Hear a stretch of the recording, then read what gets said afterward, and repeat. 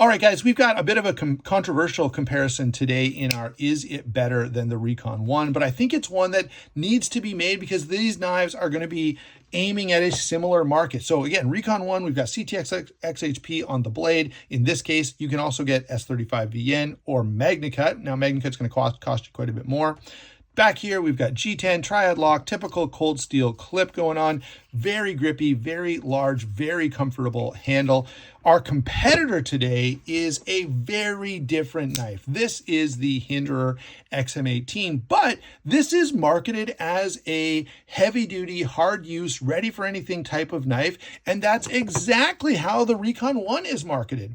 And so, well, we have to admit that these are very different. We have a small batch, high-end production knife in the XM18 with very high-end materials, very high-end finishes, and then we have a much more budget-friendly, factory-produced knife in the Recon 1. Very simply, we can point out that from a practical standpoint, is one of these going to cut better and be better for if you have a long-term series of cutting tasks to do that are going to be demanding on you, demanding on the knife? No. Right, the XM18 is a little bit of a more robust grind, okay, in this case.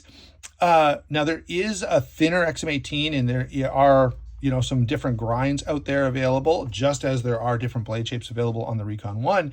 But in terms of, just a utility cutting tool, it's really hard to say that the Hinderer is superior to the Recon 1. Now, having said that, is it built to better tolerances? Yes. Is it built of better materials?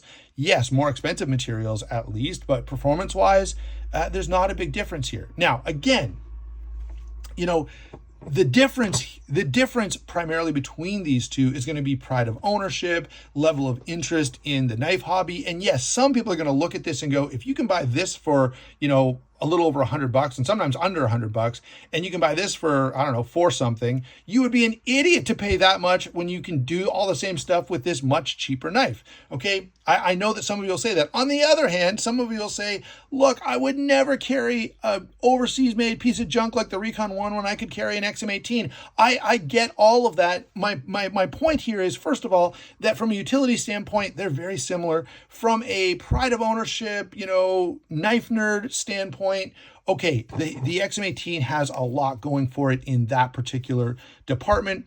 And so that's where the person is going to say, yeah, I definitely want the XM18 more. Maybe you enjoy the action. Maybe you enjoy the high-end finishes. Maybe you enjoy the high-end materials, whatever the case may be. All right. But none of those really do a whole lot for cutting performance. And so there you go.